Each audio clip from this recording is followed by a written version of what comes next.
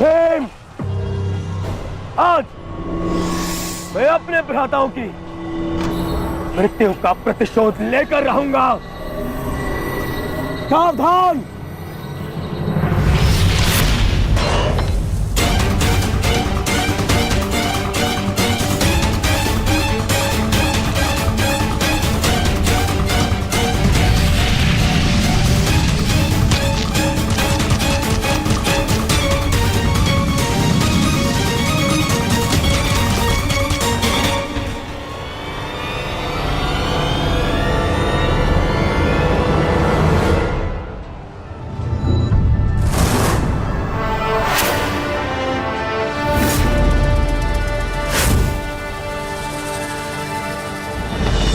आपका प्रतिशोध पूर्ण हो ना हो, परंतु मेरा प्रतिकार आज अवश्य पूर्ण होगा।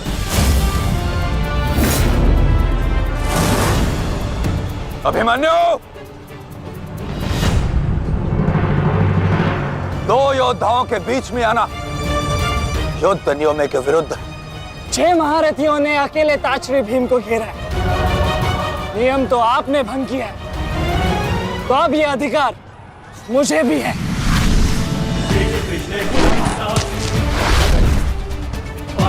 अभिमन्यु! चक्रबंधास्त्र।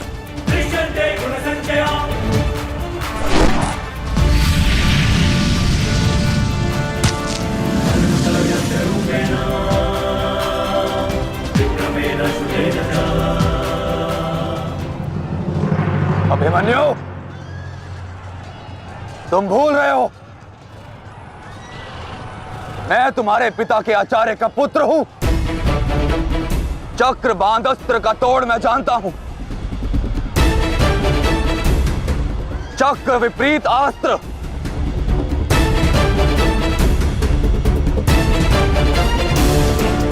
भूल तो आप रहे हैं महारथी। विपरीत अस्त्र तभी कार्य करता है जब युद्ध नीति गत हो। एक योद्धा पर आप सभी ने आक्रमण कर युद्ध नीति भंग की। अब अपनी इस अनीति का दमन देखिए।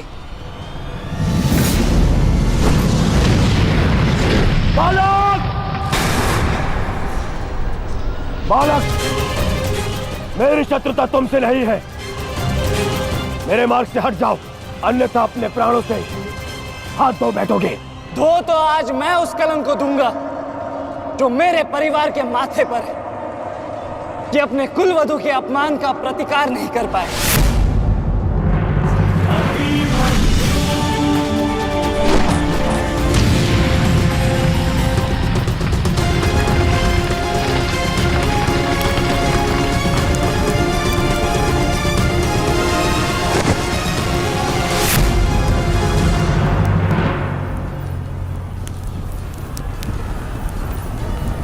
अनुभव करो इस ज्वाला को युवराज दुर्योधन। ये वही ज्वाला है जो इतनी वर्षों से मेरी माता के हृदय में धधक रही है।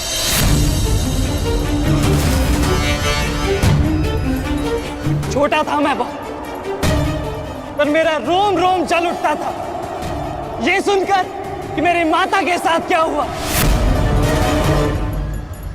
सोचो, मेरे माता पिता और मेरे काकाओं पर क्या बीती होगी जब उन्होंने वह दृश्य देखा। मेरे माता पर क्या बीती होगी जब सहस्त्रों आंखें उनके वस्त्रहीन होते शरीर पर पड़ रही थी। आज मैं आपको उस अपमान का अनुभव कराऊंगा। आपकी पूरी सेना और महारथियों के समक्ष आपका वस्त्रहरण करूंगा और कोई कुछ नहीं कर पाएगा।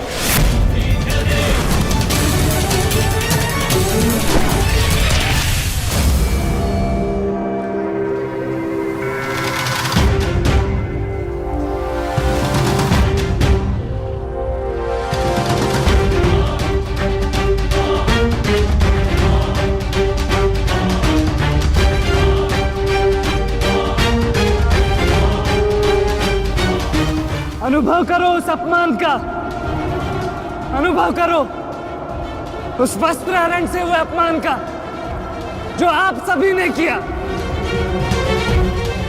नदी जब सीमा तोड़ती है तो बाढ़ आती है। आज आपकी पाप की धारा की बाढ़ में आप स्वयं बह जाएंगे काकाश्री।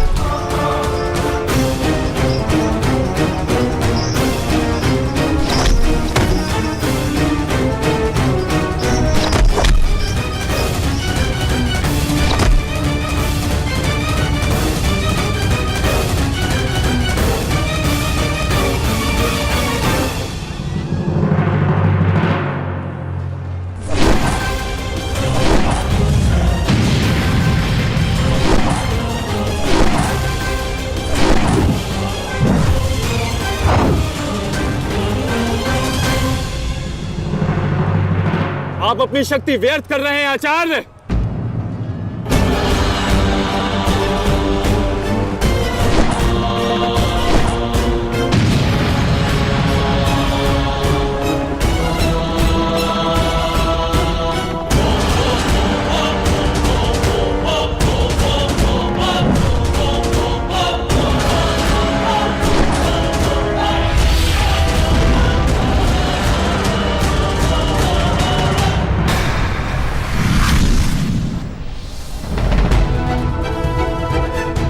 दुर्योधन को मेरी सहायता की आवश्यकता है। चलो सत्यसेन।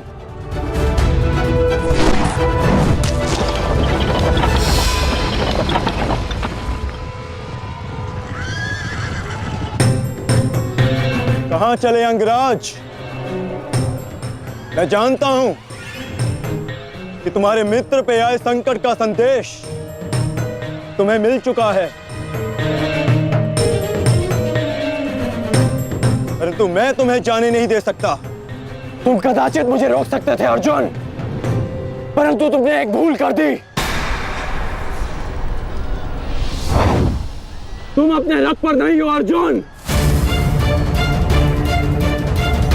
हाँ, वासुदेव तुम्हारे सारथी हैं, परंतु महाबली हनुमान का आशीर्वाद तुम्हारे रथ पर नहीं।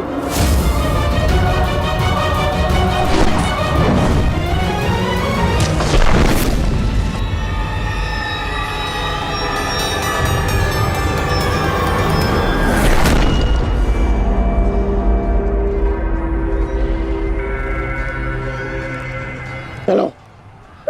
मैं अभी भी पराजित नहीं हुआ हूं कर्ण। तुम इस प्रकार द्रोण छोड़कर नहीं जा सकते।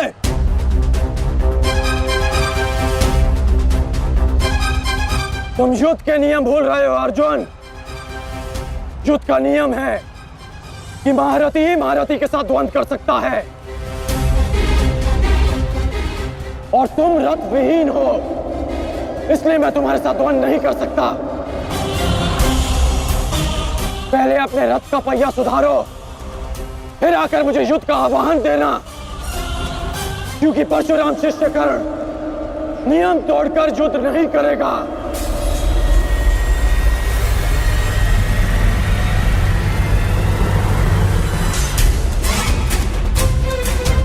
चलो सत्यसेन।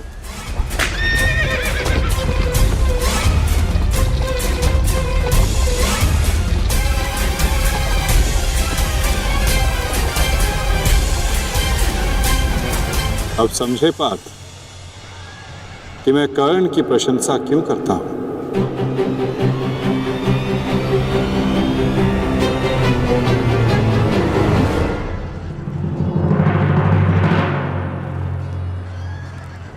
मानता हूं कि आपका वध करना काकाश्री की प्रतिज्ञा थी। उनकी प्रतिज्ञा को भंग करने का दंड मैं सह लूंगा, परंतु आज अपनी माता के अपमान का दंड मैं आपको अवश्य दूंगा।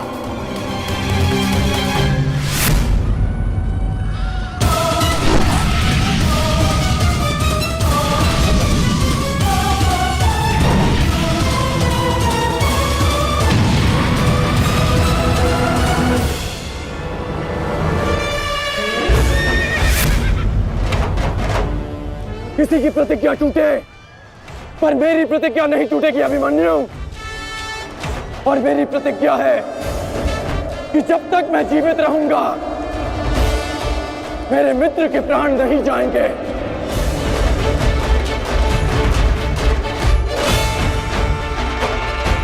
यदि जीवित रहना चाहते हो तो पीछे हट जाओ अभिमन्यु। आप भूल रहे हैं अंगराज कि मैं किसका पुत्र हूं। पीछे हटने के बारे में सोच भी नहीं सकता। तो प्रहार सहने के लिए तत्पर रहो।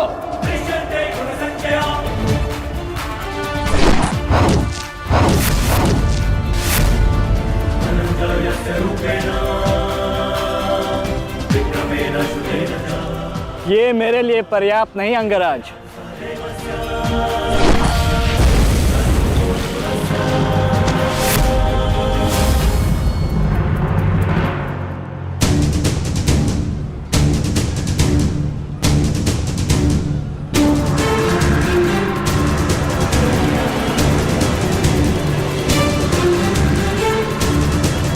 ना मेरे पास बाणों की कमी है और ना प्रहारों की। ये अंतिम अवसर है अभिमन्यु, लौट जाओ।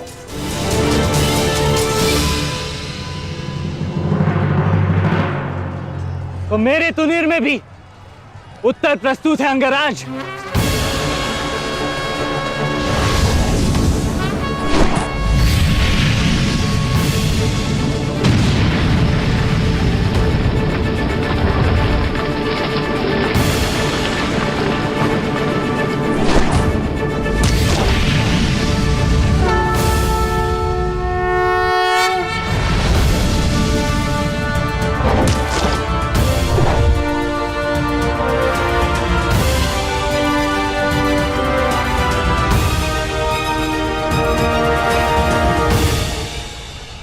मैं तुम्हारा सामर्थ्य स्वीकारता हूं। तुम एक कुशल योद्धा हो अभिमन्यु, किंतु कुशल होने के साथ साथ बुद्धिमान होना भी आवश्यक है। लौट जाओ। यदि कल युद्ध करना चाहते हो तो आज जीवित रहना सीखना होगा। लौट जाओ अभिमन्यु।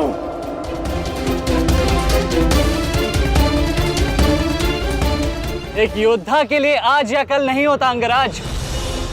उसके लिए केवल वो ही पल होता है जिसमें वो मृत्यु के सामने खड़ा होता है। एक वीर योद्धा से सुना था मैं, हे मृत्यु, तैयार यदि तू आने को, प्रसन्न मुखा। द्वार खुला है, तेरा स्वागत, प्रसन्न मुखा।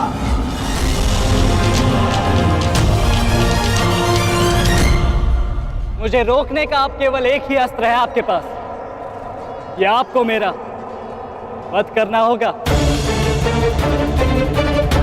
तो लीजिए अंगराज, अपने पुत्र के मृत्यु का प्रतिशोध लीजिए।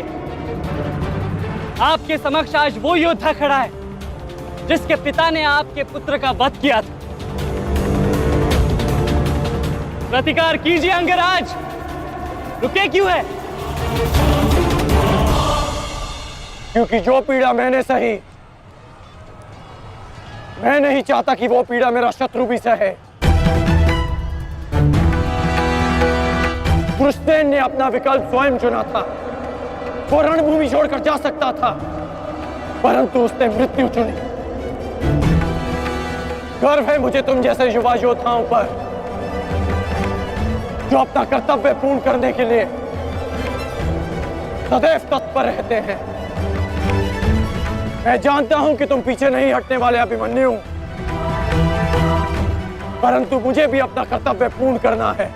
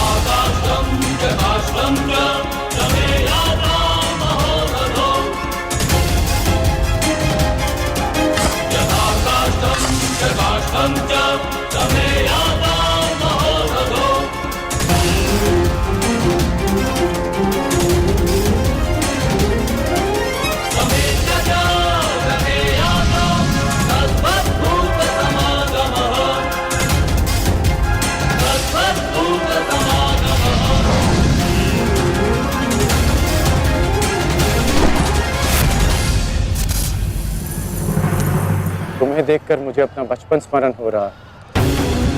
अभी तुम्हारा जीवन आरंभ हुआ है वत्स। इसे इस प्रकार व्यर्थ मत करो। मैं आशा करता हूं कि अगली बार जब हम दोनों मिले तो दो शत्रुओं के भांति नहीं, दो वीरों के भांति एक दूसरे के गले में। अभी तुम्हारा जीवन शेष है। जाओ वत्स।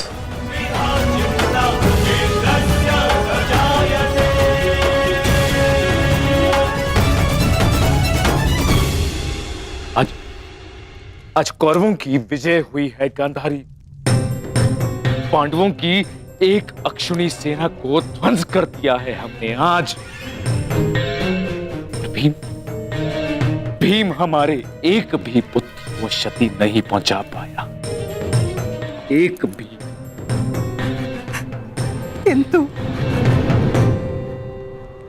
किंतु दुर्योधन का क्या महाराज?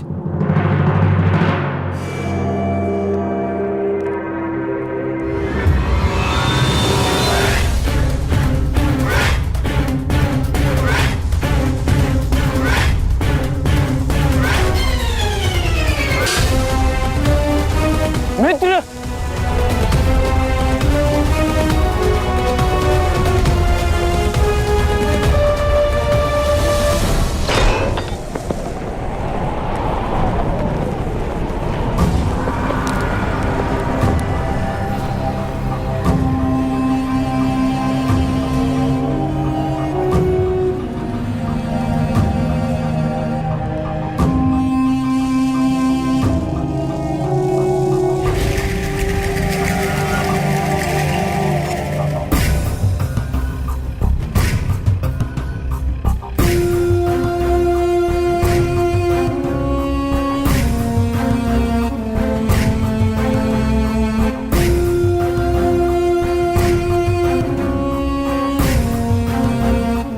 आज मैं आपको उस अपमान का अनुभव कराऊंगा। आपकी पूरी सेना और महारथियों के समक्ष आपका वस्त्राहरण करूंगा।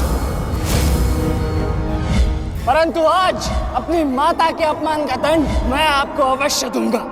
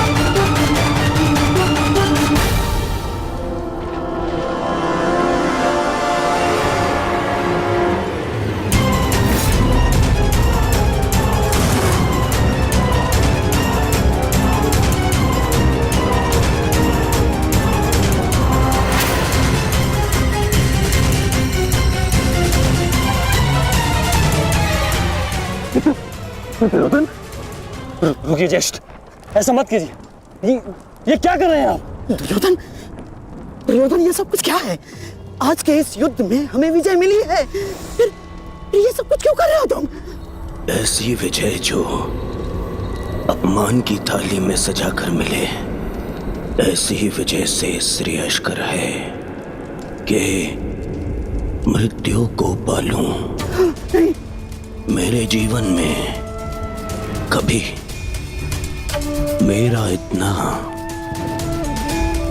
अपमान नहीं हुआ है। अब इस जीवन का और कोई मूल्य नहीं।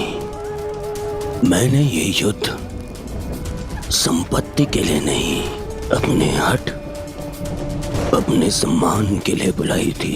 अब जब सम्मान ही नहीं रहा तो इस विजय का मैं क्या करूंगा? मेरी सेना के सामने विश्व के महानतम योद्धाओं के रहते वो 16 वर्ष का बालक मेरे वस्त्र हरण कर गया और चेतावनी देकर गया है कि युद्ध में जब भी मिलेगा पुनः यही दोहराएगा। अब ये वस्त्र हरित दुर्योधन सम्राट बन भी गया, कैसे अपनी सेना से अपनी प्रजा से आंख मिला पाऊंगा मैं? इस लज्जा के साथ मैं अब जीवित नहीं रह सकता। नहीं दुर्योधन, देखो अपने क्रोध पर काबू पाओ। देखो विजय हमारे निकट है दुर्योधन, मानो मेरी बात। छोड़िए मुझे मामा श्री, छोड़िए मुझे, अन्यथा इस अग्नि में मैं अपने आप से पहले आपकी आहुति दे दूंगा। छोड़िए मुझे। नहीं। छोड़िए। छोड़िए मुझे।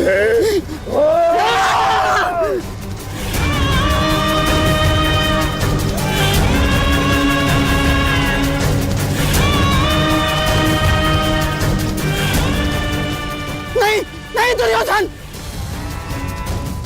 देख क्या रहे हो मूर्खों? कोई रोको इस अनर्थ को।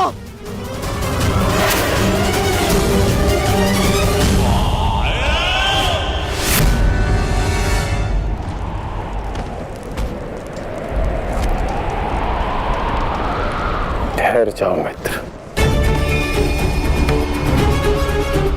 नहीं, अब नहीं।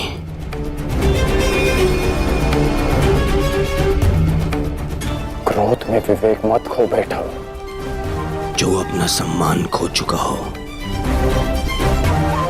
उसके पास खोने को और क्या शेष है? ले लेने देते उस अभिमन्यु को मेरे प्राण, वीर गति तो मिलती। सारी सेना के सामने मेरा वस्त्र हरण कर गया वो बालक, जिन पांडवों का सर कटा हुआ देखना चाहता था उन्हीं का बालक मेरा सर झुका गया। संसार के सारे योद्धा देखते रह गए और वो बालक मुझे अपने बाणों के चक्र में फंसा गया। मैं ये अपमान सहन नहीं कर सकता। क्या करूंगा जीवित रह गए जब संसार के सामने शीश उठाकर चल भी नहीं सकता मैं। इसीलिए अब मैं अग्नि स्नान करूंगा।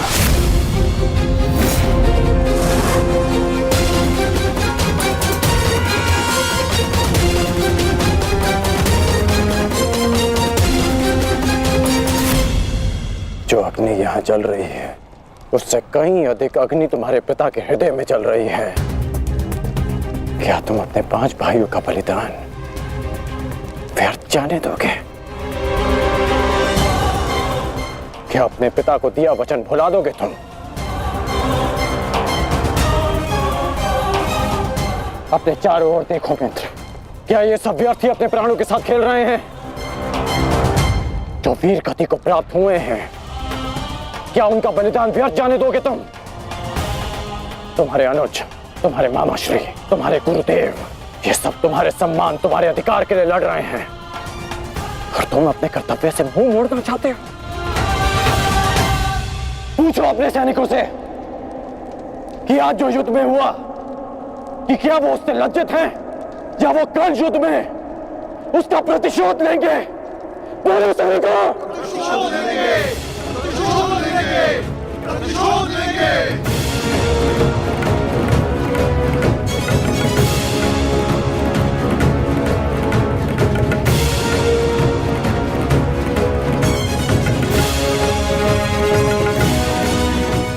इन सैनिकों का सम्मान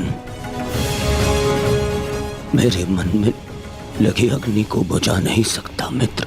मैं तुम्हारे लिए सदैव प्रस्तुत हूं मित्र। आदेश दो मुझे, आदेश दो कि क्या चाहिए तुम्हें। तुम्हारी पीड़ा को शांत करने की औषधि क्या है मित्र, बताओ मुझे। मुझे अपने इस अपमान का प्रतिशोध चाहिए। जिसने मेरा मान हरण किया उसके प्राण हरण करने हैं मुझे। अश्वत्थामा, सावधान!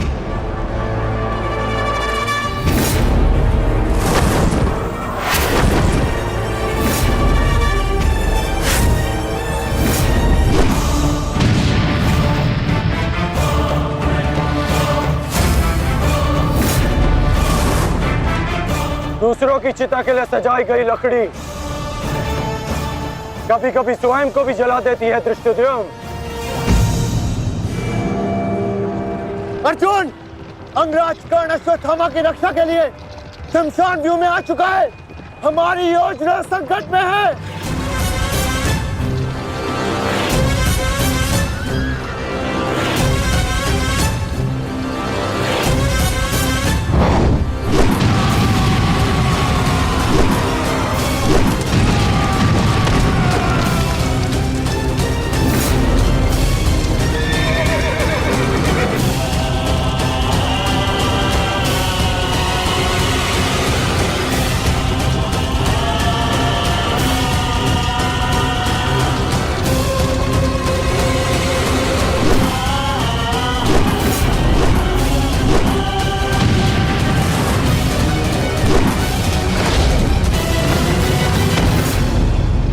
अश्वत्थामा!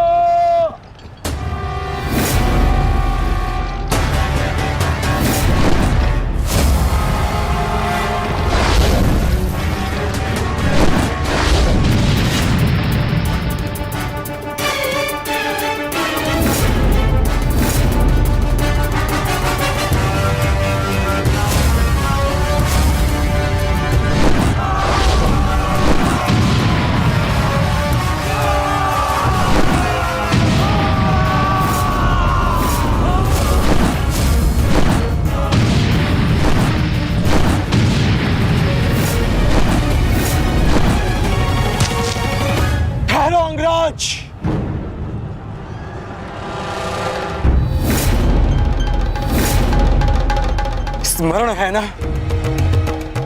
कि हमारा द्वंद्व का निर्णय आना अभी शेष है।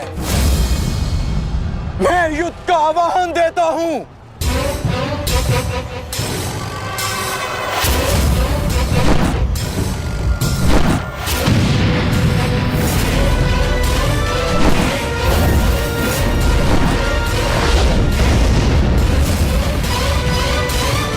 सावधान द्रुपद!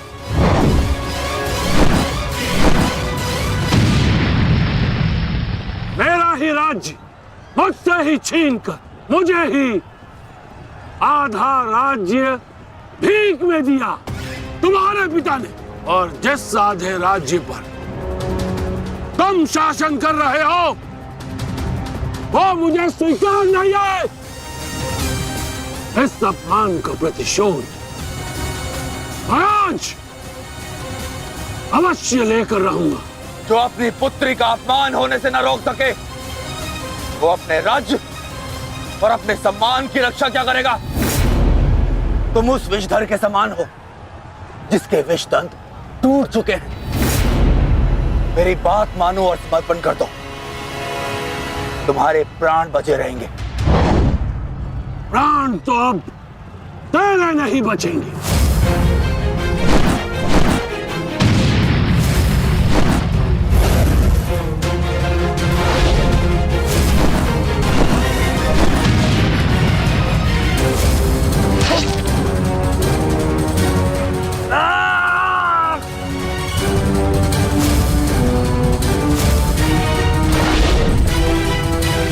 द्रुपद,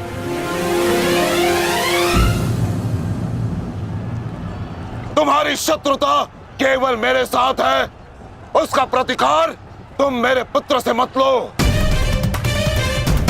अन्यथा अनर्थ हो जाएगा। तुम्हारी गुरु दक्षिणा में मिला हुआ मेरा आधा राज्य तुमने अपने पुत्र को दिया, तो तुम्हारी शत्रुता का मूल्य भी तुम्हारे पुत्र को ही चुकाना होगा। सावधान!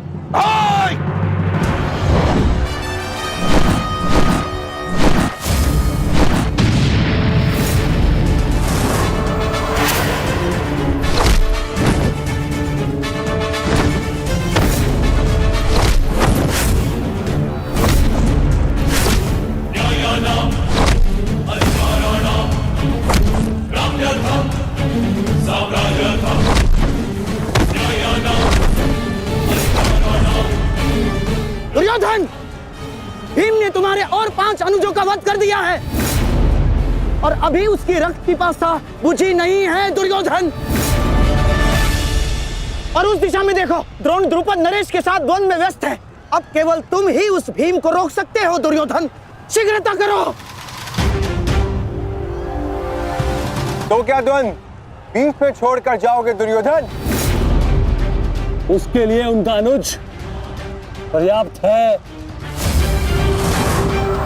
ज्येष्ठ, आप जाइए, इनके द्वंद्व की कामना मैं पूर्ण करता हूं।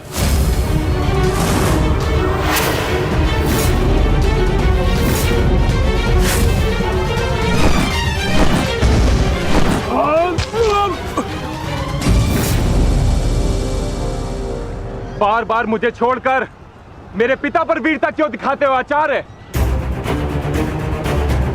मुझसे द्वंद्व करो, मेरे जीवन का एक ही उद्देश्य है और वो है मेरे हाथों आपका वध। तब तक तुम्हें प्रतीक्षा करनी होगी धृष्टद्युम्न, क्योंकि जब तक द्रोण के हाथों में उसके शस्त्र हैं, स्वयं काल भी उसका वध नहीं कर सकता। और स्मरण रहे धृष्टद्युम्न, तुम्हारे साथ साथ तुम्हारे जीवन का ये उद्देश्य भी उपहास बन के रह जाएगा। शस्त्र त्यागने की क्या आवश्यकता है द्रोण? प्रेम, सम्मान, धर्म तो तुम पहले ही त्याग चुके हो। मेरे पिता तुल्य गुरु और अपने पिता महर्षि भरद्वाज पर तो तुम लांछन भी लगा चुके हो। तुम्हारी आत्मा तो कब की मर चुकी है द्रोण, कब की। अब केवल यह शरीर है, इसे त्यागने का समय आ गया है और वो समय अभी है। सावधान द्रुपद!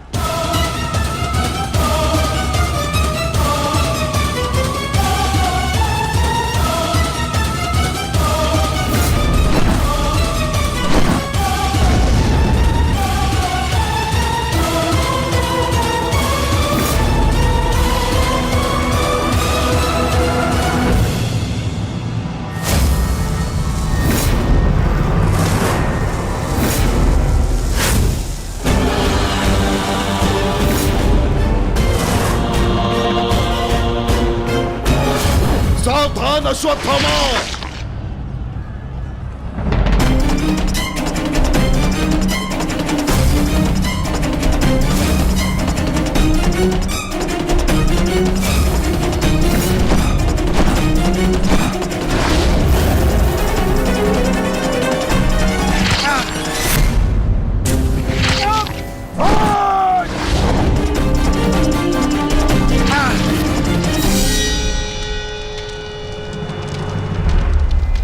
पिताश्री!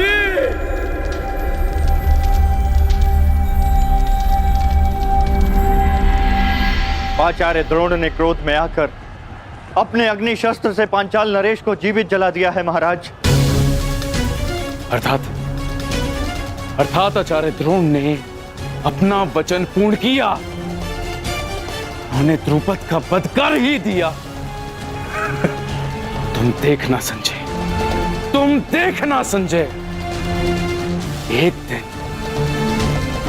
पांडवों का अंत भी निश्चित है।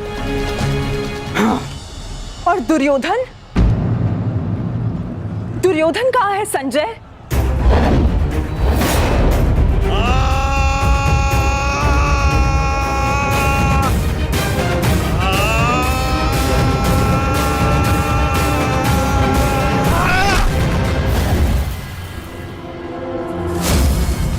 तुम्हें ज्ञात भी है, अब तक तुम्हारे 55 अनुजों का रक्त मैं अपनी गदा को पिला चुका हूं।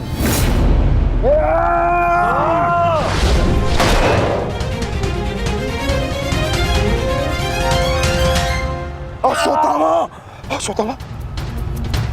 उठो।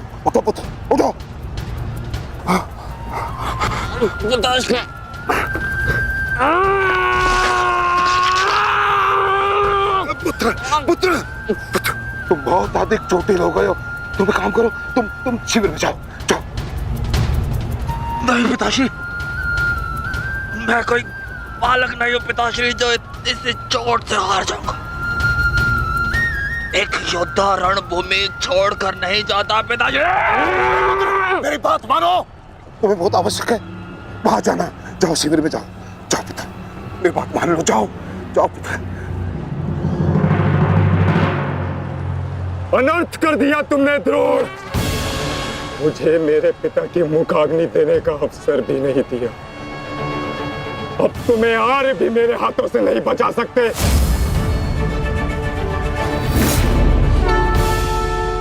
सावधान! मैं जानता हूं तुम एक वीर योद्धा हो, पर तुम बहुत अधिक चोटिल हो गए पुत्र। तुम इस अवस्था में युद्ध नहीं कर सकते।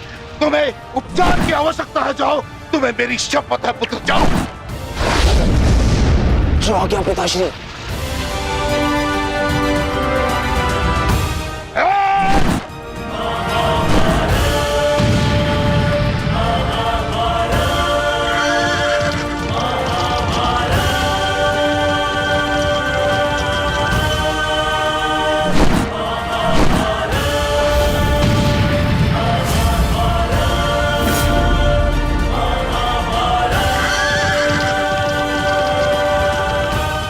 अश्वत्थामा जा रहा है पार्थ। भीम और युधिष्ठिर को संकेत भेजो।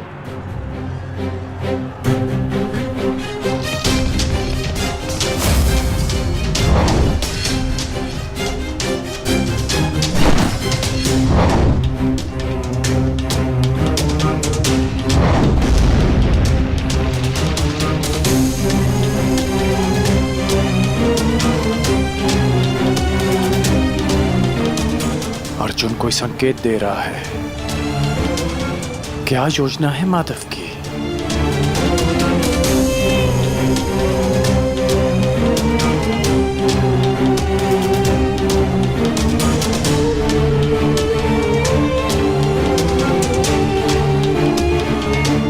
जाना तो नहीं चाहता,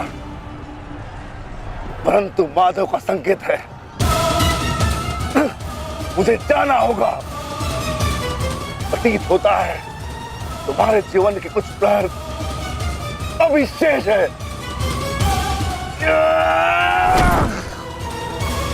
जाओ, जी लो।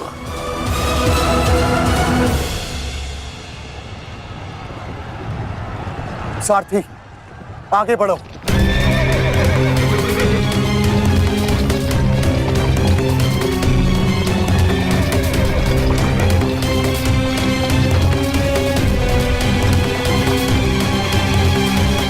नहीं द्रोण, तुम्हें जाने की अनुमति नहीं है।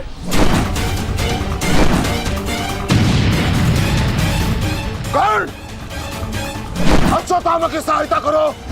वो बहुत अधिक जख्मी है और भीम उसके पीछे है। जाओ।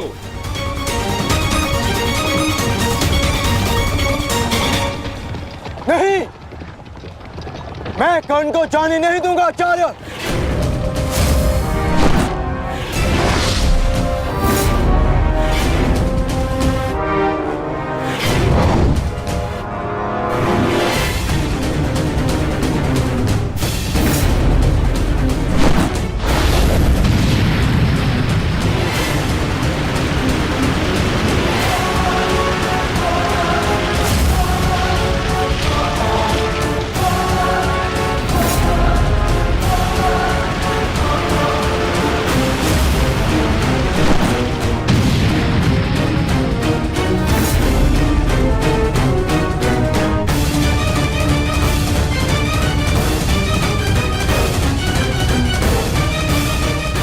स्मरण रहे पार्थ, यदि कर्ण अश्वत्थामा की सहायता के लिए वहां पहुंच गया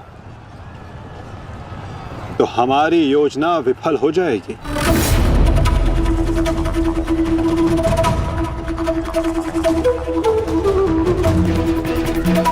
तुम्हें कर्ण को वहां तक पहुंचने से रोकना होगा पार्थ।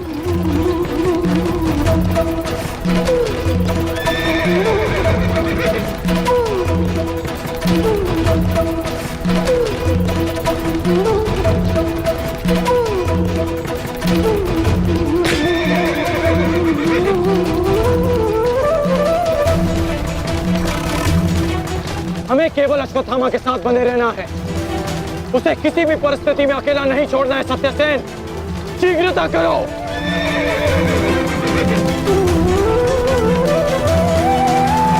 माधव, हमें कर्ण को रोकना होगा, अन्यथा हमारी योजना विफल हो जाएगी और आचार्य द्रोण का वध करना असंभव हो जाएगा।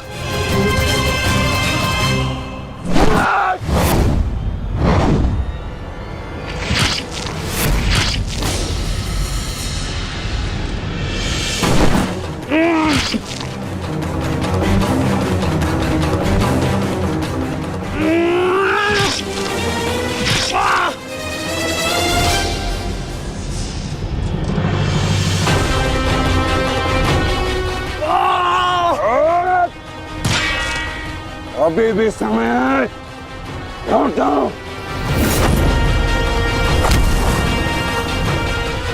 मैं तब तक यहां से नहीं लौटूंगा जब तक आपके प्राण नहीं ले लेता आचार्य।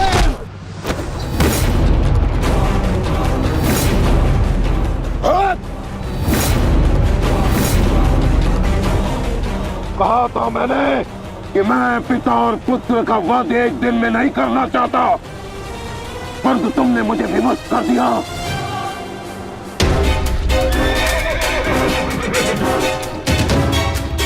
चलिए माता, कर्ण के पीछे चलिए। नहीं पार्थ, इस समय दृश्यद्युम्न को हमारी सहायता की आवश्यकता है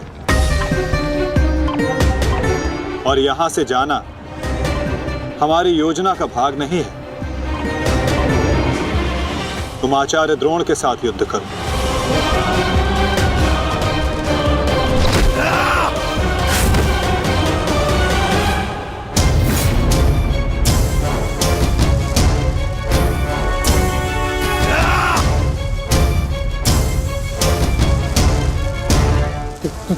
दूर हटो, मैंने कहा दूर हटो, अन्यथा परिणाम ठीक नहीं होगा। दूर हटो। देखा देश, अंत समय आने पर भी कुछ मूर्खों की अकड़ नहीं जाती, उनकी अकड़ उनके मृत्यु के साथ ही जाती है।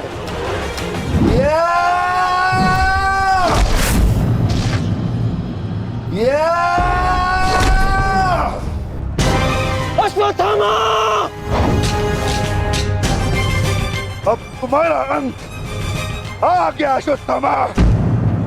अश्वत्थामा!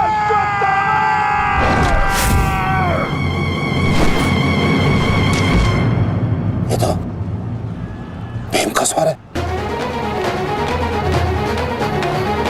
कहीं ऐसा तो नहीं कि भीम अश्वत्थामा के साथ द्वंद्व कर रहा हो। मुझे शीघ्र वहां पहुंचना होगा। भीम की गर्जना का आशय आप भी समझते हैं आचार्य कि ये द्वंद्व समाप्त हो गया है। और इस द्वंद्व के समाप्त होने से प्रतीत होता है कि अश्वत्थामा का वध हो चुका है आचार्य।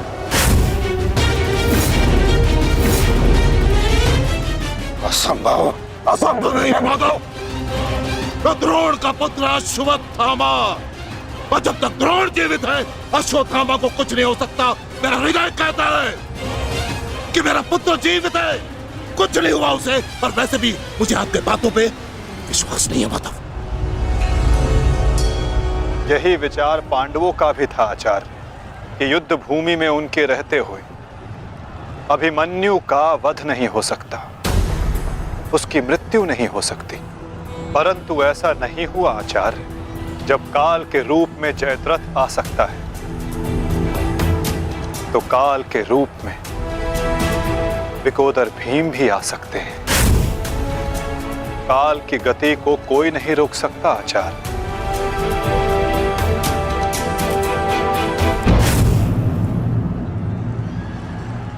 सावधान भीम!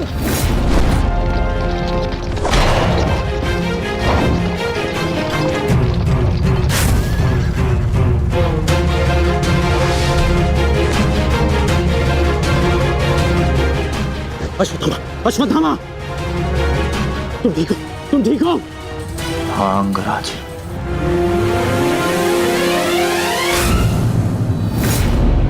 ये तो भीम पुत्र सुत्सोम है। फिर भीम कहाँ है? वो वही है जहां उन्हें होना चाहिए। आचार्य, आज कर्ण नामक कवच भी अश्वत्थामा की रक्षा नहीं कर पाया।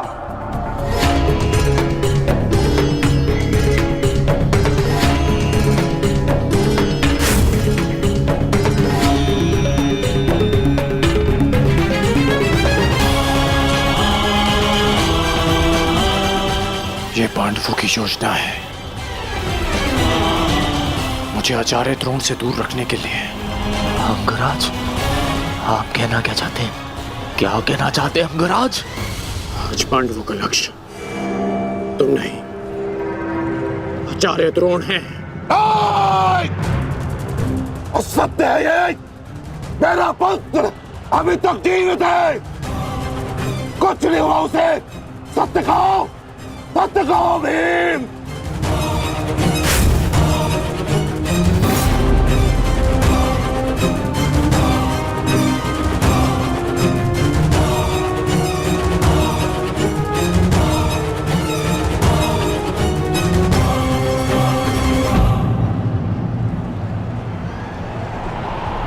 धर्मराज,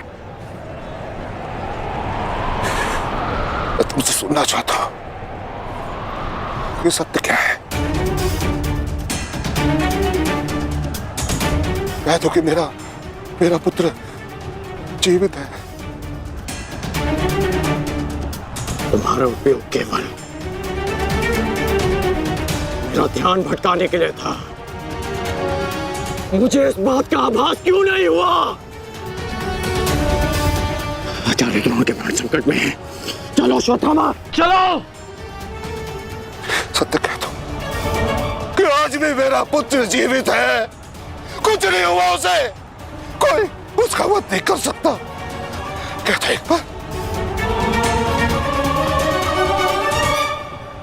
युद्ध भूमि में तुम्हारा विकोदर भीम के साथ रहना अनिवार्य है युधिष्ठिर, क्योंकि आचार्य द्रोण जानते हैं कि विकोदर भीम असत्य बोल सकते हैं,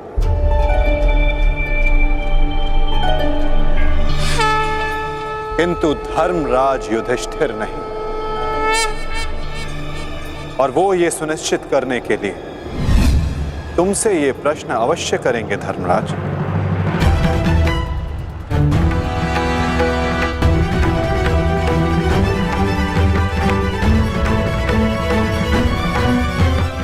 आप मेरे शत्रु हैं आचार्य, कौरवों के सेनापति। ये आवश्यक नहीं कि मैं आपके हर प्रश्न का उत्तर दूं। शीघ्र करो सत्यसेन। प्रश्न का उत्तर तुम्हें देना होगा धर्मराज। भले मैं कौरवों का सेनापति हूं, परंतु ये मत बोलो कि मैं तुम्हारा गुरु भी हूं। इसमें सत्य तुम्हें कहना होगा, बताना होगा मुझे। मेरा पुत्र जीवित है और यही सत्य है, मुझे पता है। ज्येष्ठ, बता दीजिए आचार्य द्रोण को सत्य क्या है? अधर्म को उसके घर में पराजित करने के लिए अधर्म की चौखट पार करनी ही पड़ती है युधिष्ठिर। ये सत्य है आचार्य द्रोण कि भीम ने अश्वत्थामा का वध कर दिया।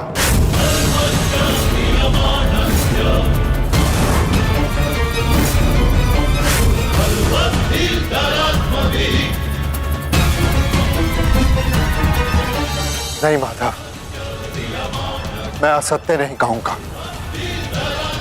तुम्हें असत्य नहीं कहना है युधिष्ठिर।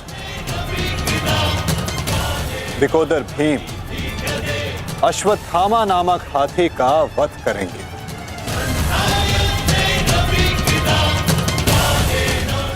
तुम्हें केवल यह कहना है कि अश्वत्थामा मारा गया।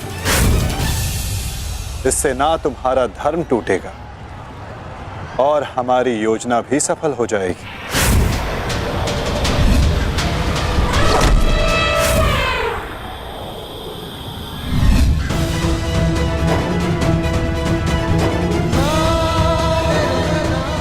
पुनः एक बार कह दो धर्मराज कि ये सत्य है।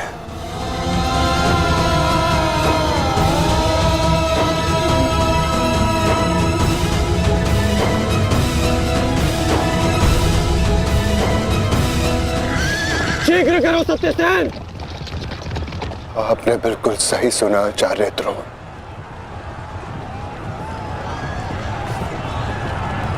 अश्वत्थामा मारा गया।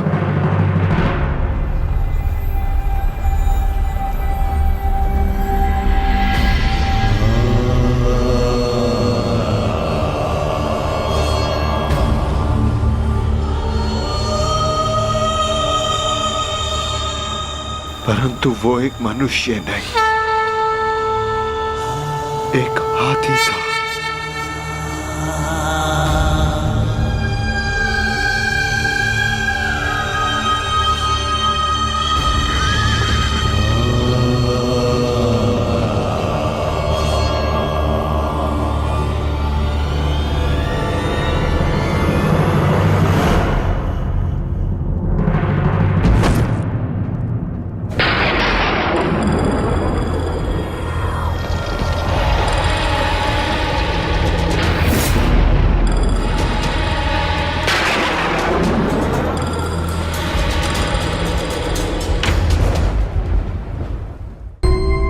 जिस पुत्र के लिए आप आचार्य से शिक्षक बन गए, जिस पुत्र के लिए आपने अपने शिष्यों से गुरु दक्षिणा नहीं मूल्य मांगा,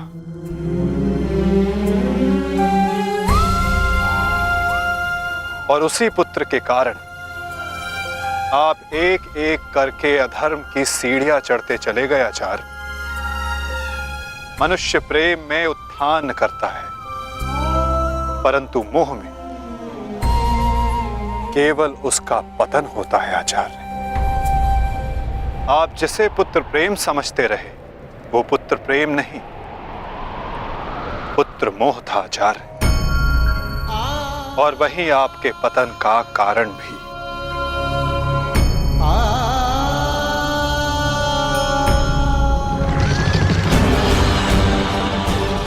शीघ्र करो सत्यसेन।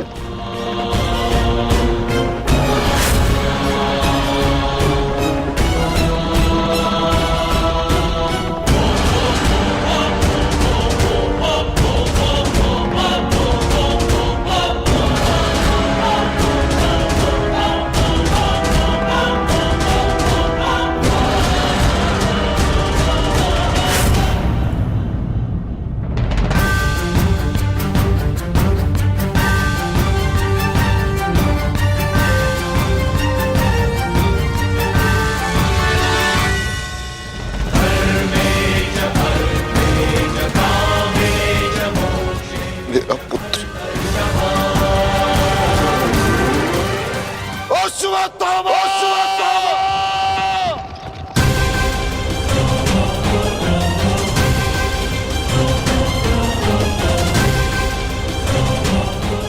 आपके साथ छल हुआ है आचार्य। अश्वत्थामा जीवित है। पिताश्री! पिताश्री!